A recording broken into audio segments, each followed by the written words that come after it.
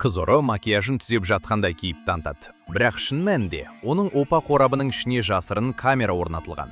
Ол бай адамның бет әлпетін байқатпай суретке түсіріп алады. Бұл суреттер тікелей оның серіктесінің компьютеріне жолданады.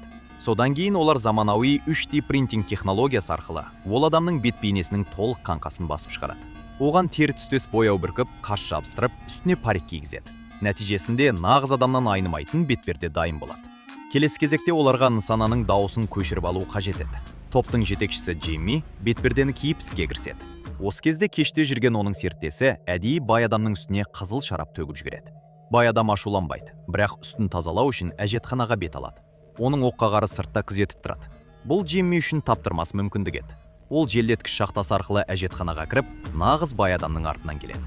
Ол түсініп үлгергенше, жасанды бай адам оны соққымен сұлатып салады. Джимми оған мылтық кезеп, карточкадағы мәтінді дауыстап оқуға мәжбүрлейді. Бұл оның дауысын жазып алып, Джиммидің тамағына орнатылған дауыс модуляторына жүктеу үшін қажет болатын. Осы кезде сырттағы оққағар күмәнданып, ішке кірмекші болады.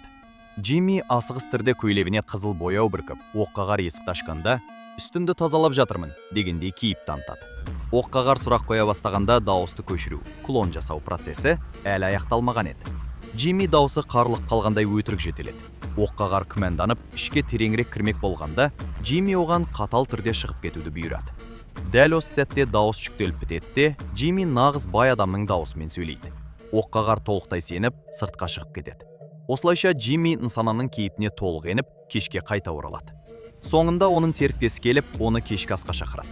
Осылайша олар күзетті алдап, операцияны сәтті жалғастырады.